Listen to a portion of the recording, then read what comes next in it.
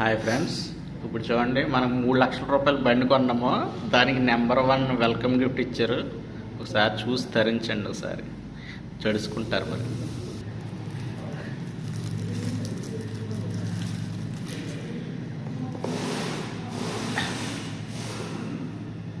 వెనకాల తిప్పితే దీని కాస్ట్ చూసారా, 1,000 రూపాయలు ఉంది.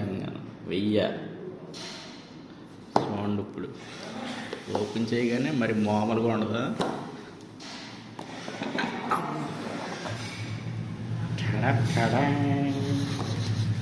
చూసారా, 1,000 రూపాయలు పుట్ట ముక్క.